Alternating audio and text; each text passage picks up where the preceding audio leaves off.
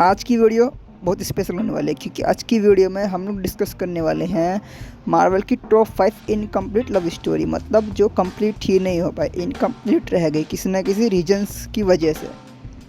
और कभी कभी तो ऐसा लगता है कि मार्वल खुद ही अपने सुपर हीरोज़ का दुश्मन है, क्योंकि मार्वल खुद ही नहीं चाहता इनके सुपर हीरोज़ का भी लव करें, प्यार के चक्कर में पड़े, पता नहीं क्यों।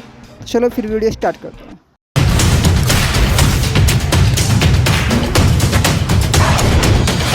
अगर हम बात करें फर्स्ट लव स्टोरी की तो वो है ब्रूस बैनर और नताशा रोमनोफ की लव स्टोरी। मतलब इन दोनों का प्यार जो है ना, अजीब ही कर रखा है मार्वल सिनेमैटिक यूनिवर्स ने। लिटरली भाई, एक तो बंदों को स्क्रीन टाइम बहुत कम मिलता है इनको। ब्रूस बैनर को तो ज़्यादा ही कम टाइम दे रखा है स्क्रीन टाइम। फिर ऊपर से इन दोनों के सीन्स भी कम है मूवीज़ में, इतने ज़्यादा सीन्स नहीं है।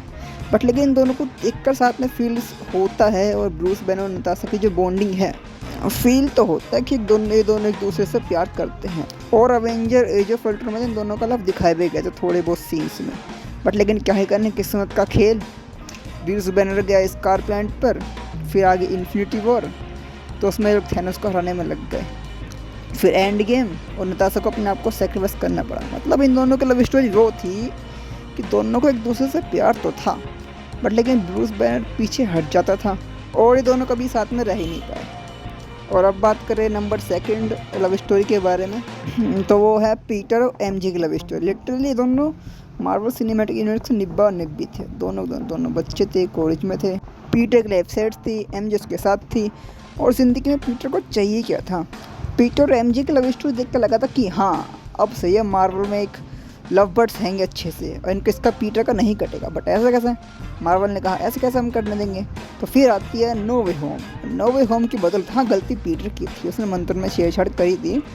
बट लेकिन डॉक्टर स्ट्रेंज स्पेल की वजह से ही 3 स्पाइडरमैन एमसी के मेन यूनिवर्स में आ गए, जिसके हमको नो वे होम देखने को मिलेगी। ये बात तो सही है, बट लेकिन एंड में जो हुआ ना कि डॉक्टर स्ट्रेंज को नया स्पेल पढ़ना पड़ा, जिसकी वजह से सब कुछ भूल गए कि पीटर पार्कर है कौन, उसका अस्तित्व ही मिट गया। उस वजह से पीटर की गर्लफ्रेंड भी भूल गई। बट लेकिन पीटर उससे मिलने जाता है। बट यार को तुम खुद इमेजिन कर लो ना, मतलब कैसा लगता है तो अपनी गर्लफ्रेंड तुम्हें भूल चुकी हो, तुम उससे मिलने जाते हो और फिर बात ही नहीं हो पाती, तुम कुछ बोल ही नहीं पाते, क्योंकि तुम्हारे मन में सोचना होता है कि बोलने ही क्या, जब वो यादें ही मिट चुकी हैं उसके मन से। तो पीटर पार्कर वहाँ पर कुछ भी नहीं बोलता, साइलेंट वो देखता है और अपनी कॉफ़ी लेकर चला जाता है। और यहाँ पर पीटर पार्कर की भी लव स्टोरी मार्वल ख़त्म कर देता है। और अगर अब बात करें नंबर 3 की स्टोरी के बारे में, तो वो स्टोरी आती है टोनी स्टार्क की। जी हाँ, आयरन मैन की लव स्टोरी।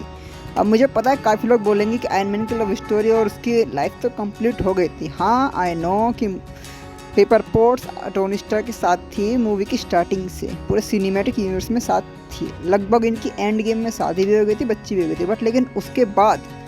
बट लेकिन एंड गेम में जब कैप्टन मदद मांगने आता है टोनी से, तो तब टोनी बोलता है कि कैप्टन, मेरी आखिरी उम्मीद मेरी गोद में है। वो टोनी स्टार्क की बच्ची होती है।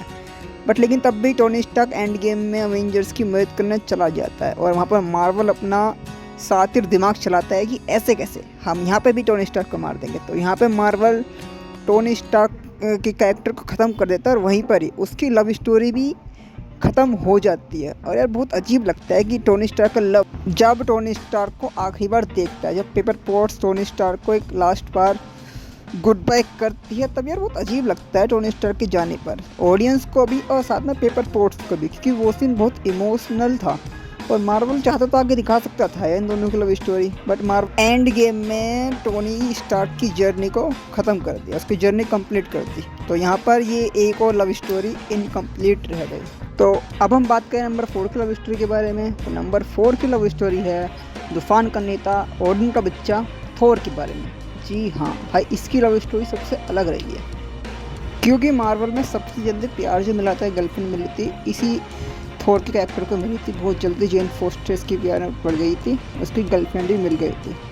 और फिर इन दोनों के साथ थोर डार्क वर्ल्ड तक भी रहा। बट लेकिन उससे आगे मार्वल ने इसको ऐसे थोर से दूर कर दिया जैसे कि हमारी क्रश हमसे दूर हो जाती है। लिटरली भाई, फिर ये जेन फोस्टर और थोर साथ में कभी दिखे ही नहीं। एंड गेम की बात दिखी, जब तक लगभग मार्वल सिनेमैटिक यूनिवर्स 10 साल का समय बीत चुका था। उसके बाद भी हमें लगा कि चलो कोई बात नहीं, अब दोनों की लव स्टोरी की कंटिन्यू होगी, मार्वल कंटिन्यू करेगा। बट मार्वल के किसी फैन को कहाँ पता था कि ये थॉर और जेन की लास्ट मूवी है। इस मूवी के लास्ट में जेन खुद को सेक्रीफाइस कर देगी और मूवी के लास्ट में यही हुआ। मार्वल ने इस कैरेक्टर की भी लव स्टोरी अधूरी छोड़ दी और इस मोड पर अधूरी छोड़ी है यार कि सोचना भी मुमकिन है कि मूवी का एंड चल रहा है, मूवी का विलन जीतने वाला है, लिटरली अपनी मेन विश मांगने वाला है सारे गॉड्स को ख़त्म करने की। वहाँ पर यार जेन अपना दम तोड़ती है उसकी हाथों में। तो सोचने में सीन बहुत ज़्यादा इमोशनल लगता है क्योंकि वहाँ पर थोर उसको रोकता नहीं है विलन को मूवी पे, क्योंकि तुम्हें जो करना है कर लो, क्योंकि मैं अपने आखिरी पल अपनी जीएफ गर्लफ्रेंड के साथ बताना चाहूँगा। और वहाँ पे जेन फोस्टर भी थोर को छोड़कर हमेशा के लिए चली जाती है। और ये था मार्वल का साथिर दिमाग, बहुत तेज वाला। अगर लव स्टोरी एक्सप्लेनेशन वीडियो पसंद आई तो वीडियो को लाइक करें, चैनल को सब्सक्राइब करें। मिलते हैं अगली वीडियो, बाय।